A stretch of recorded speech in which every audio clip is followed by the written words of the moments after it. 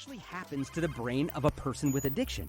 It can start with the limbic system, also known as the reward center, unleashing the pleasurable chemical dopamine when the brain fulfills its craving. Over time, the recurring shot of dopamine can turn a compulsion into an addiction. The brain starts thinking it must have more of the drug or behavior. As the addictive behavior takes hold, the brain will rewire itself, making it harder to stop the destructive behavior. Individuals that abuse opioids have different symptoms and effects. Some experience chills, fever, muscle aches, and fatigue. Others experience changes in their appetite, unexplained weight loss, constipation, nausea, and vomiting.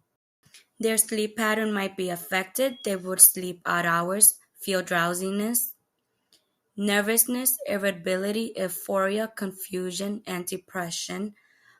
Other side effects could be respiratory conditions, hepatitis C, and some might experience overdose. Drug addiction is something that not only affects the addict, it affects their loved ones, their family, their community. Having to deal with someone I love personally gave me more insight and motive to speak out on this issue. When and how old were you when you first got introduced to opioids? I was 21 years old.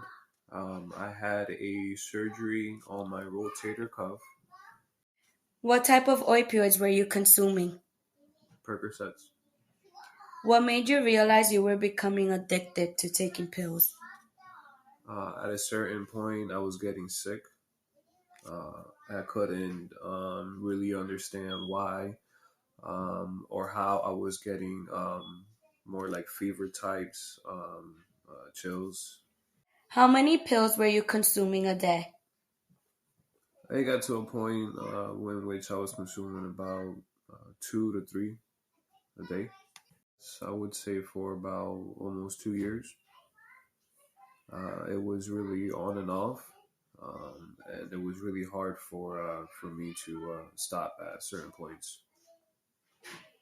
How did you financially support your addiction? Each pill was about $10.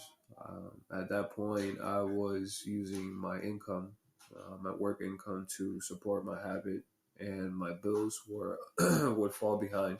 How was your road to recovery? It was very tough. Went to counseling classes for a few weeks, almost a month. After that, went to rehab for about 5 days, in which afterwards I still went to AAA meetings. What advice would you give to someone that is prescribed pain medication? I would definitely tell them, advise them to take it as prescribed, and try to kind of let the mind, don't overthink it too much, and don't enjoy it at the same time. Kind of just control it really, because it could really creep up on you, and by the time you know it, it's late.